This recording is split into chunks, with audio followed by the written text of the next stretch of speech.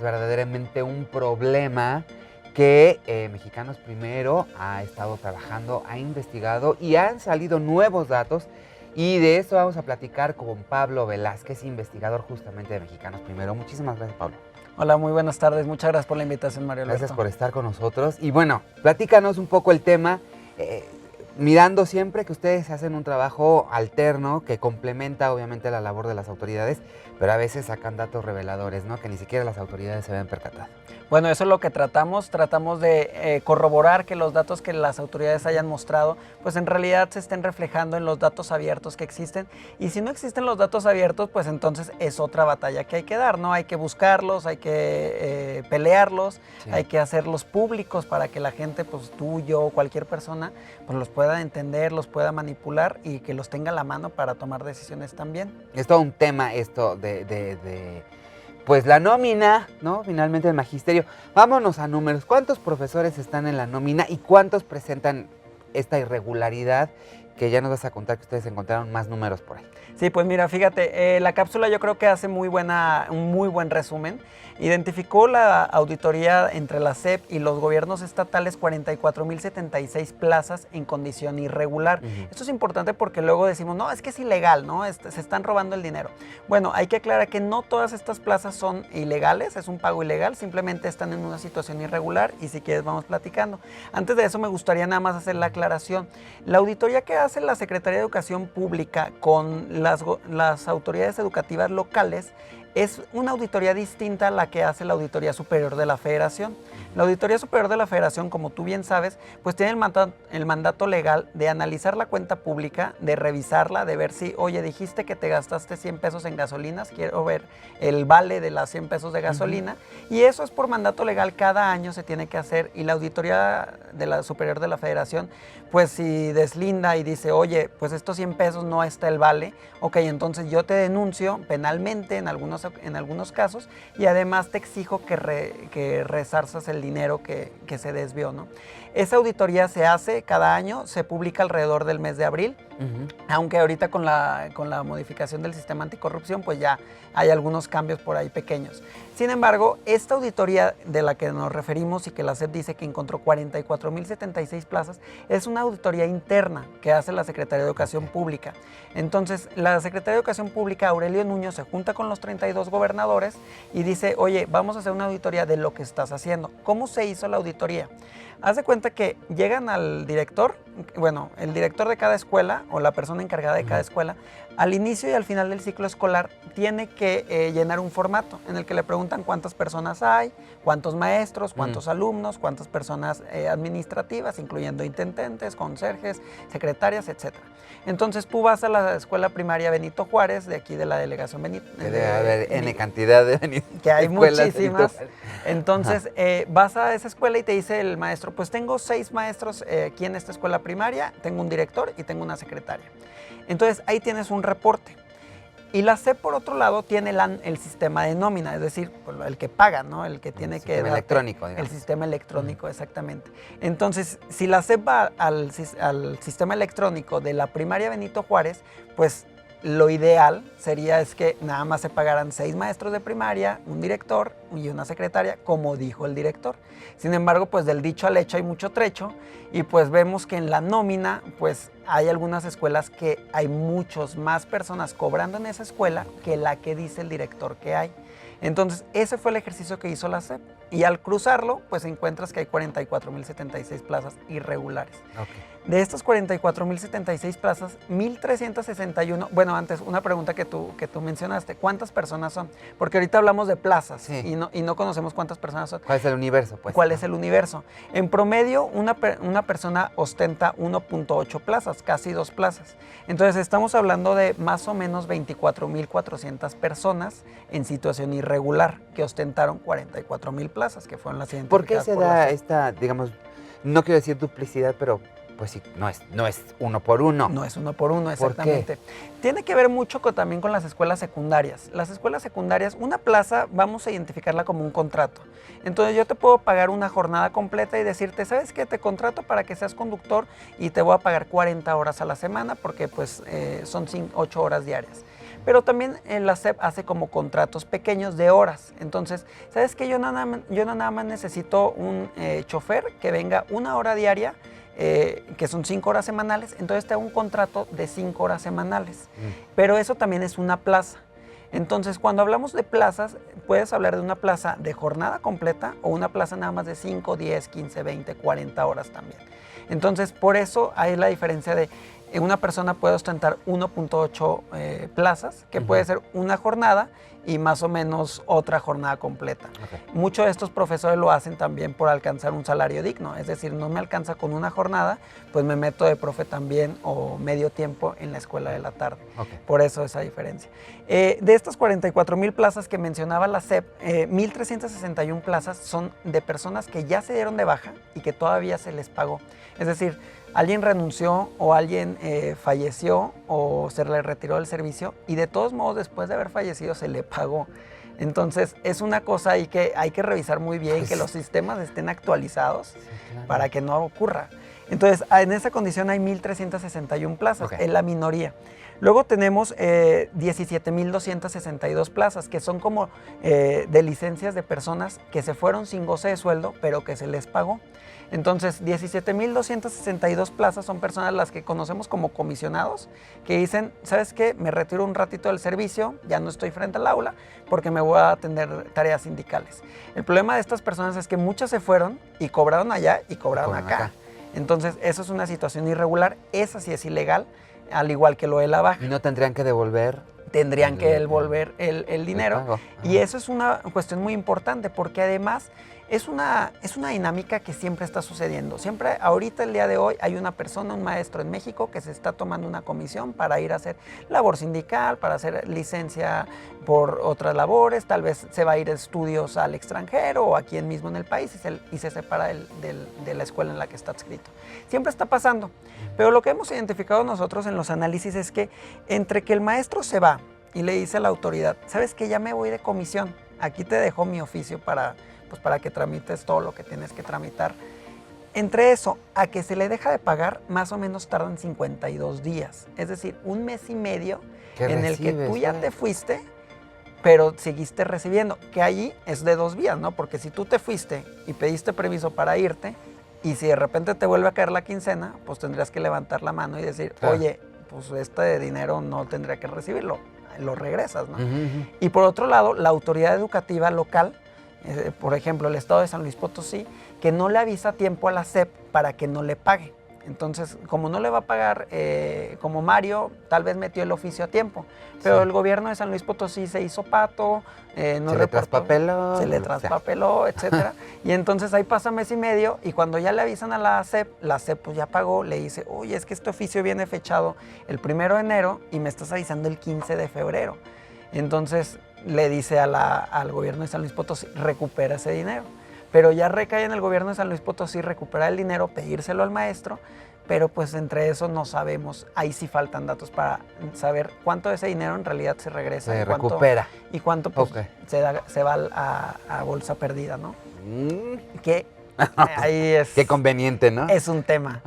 De las otras plazas, hay 10,553 plazas que no fueron localizadas. Esto es un desorden administrativo.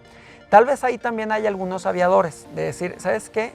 Hicimos esta confronta y pues tenemos que, sí había 5 maestros de primaria, sí había un director, sí había una secretaria, pero había una persona que no pinta, no sabemos ni qué hace, aquí no la conocen, etcétera, etcétera. Entonces, tal vez sí es maestro, pero es maestro en otra escuela y está mal adscrito y... Eso en el mejor de los casos. 10,553 plazas, que más o menos hablamos de 5,000 personas. Entonces, en ese caso tenemos 5,000 personas que pues tendríamos que verificar. Ahorita hay un periodo de gracia, ahorita está corriendo, y que vence por alrededor de agosto, a finales de agosto, de 1 mes y medio para que, por ejemplo, si tú estás entre esa lista de personas que dicen, esta persona no la localizamos, pero dices, oye, es que aquí estoy, nada más que estoy en otra escuela, o sí estoy, pero estoy haciendo otra labor. Entonces, que te identifiques para que tu pago no cese. Si tú no te identificaste para finales de agosto, Te dejo de pagar. Te dejo de pagar. Ok. Y finalmente tenemos un tema de 14,900 plazas de personas plazas docentes. Imagina que tú tienes una plaza de conductor, pero no la haces de conductor, la haces de productor. Porque tal vez la necesidad hizo, ¿sabes que no tenemos productor? Pues aviéntatela tú, tú que eres conductor. El problema es que tú te fuiste de conductor a productor, pero nos va a seguir haciendo falta un conductor. Entonces, en ese caso tenemos 14,900 plazas de personas que eran maestros, pero que no están siendo maestros, que están en oficinas administrativas y que están haciendo labores de tal vez secretariales, tal vez de operación de programas, cualquier otra cosa, menos estar frente al aula o ser director. En ese caso tenemos 14,900 y este dato sí llama mucho la atención porque a nuestra opinión está subestimado. Y tenemos dos fuentes ahí como para comprobarlo. Tantito. Pablo, vamos a tener que hacer una pausa.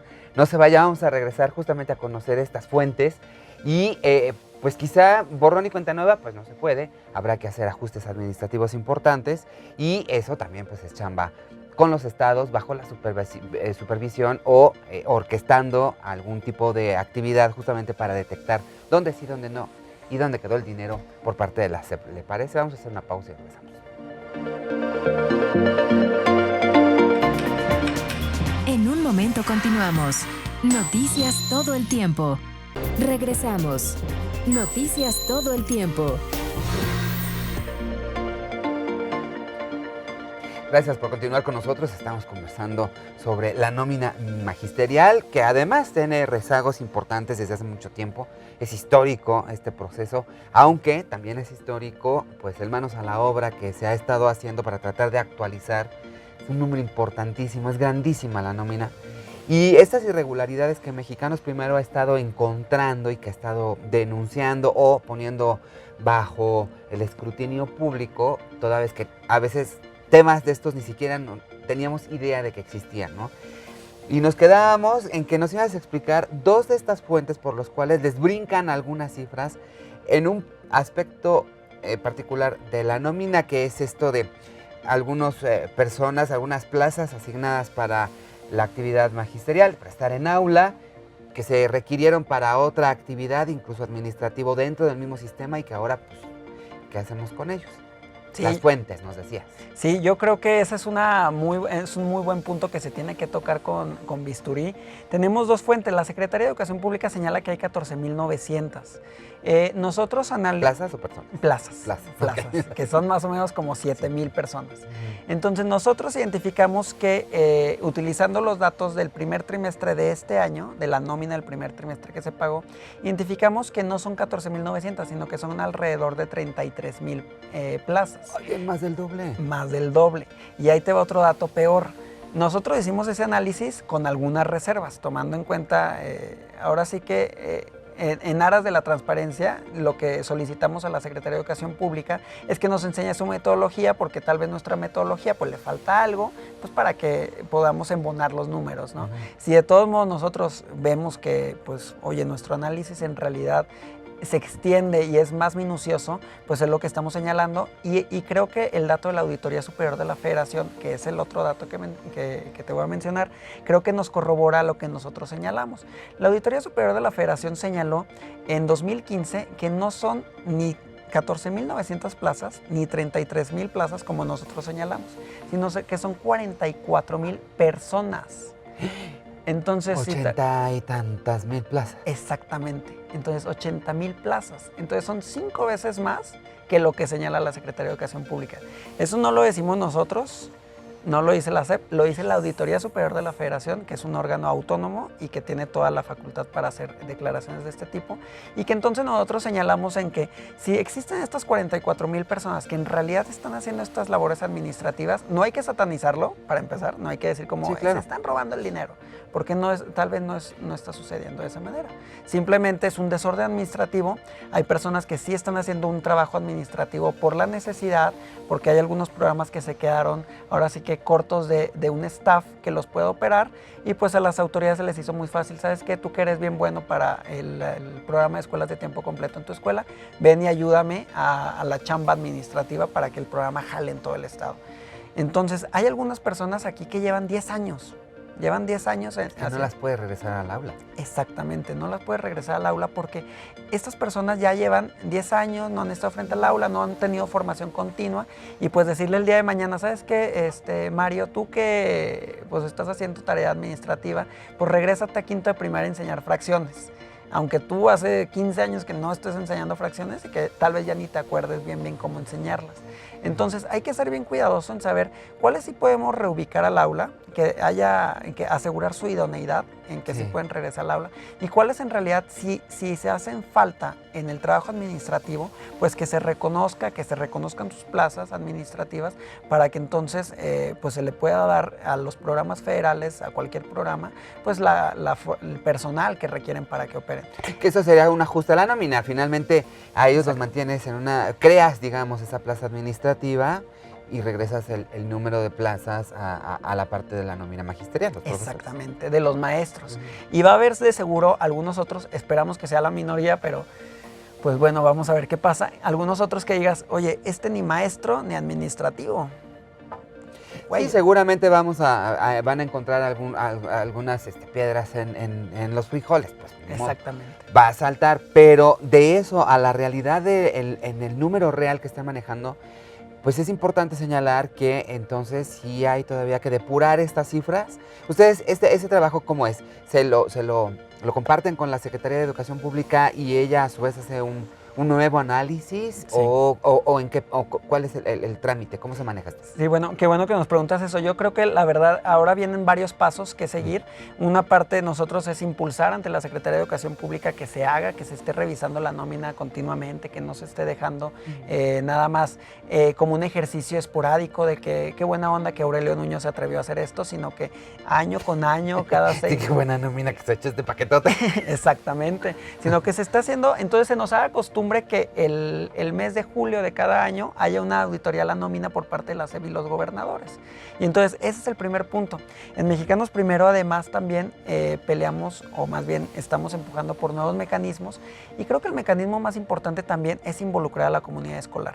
Okay. Porque finalmente si el director es el que está llenando el formato, sería muy interesante llegar con el director y los padres de familia de la escuela y que les digan, ¿sabes qué?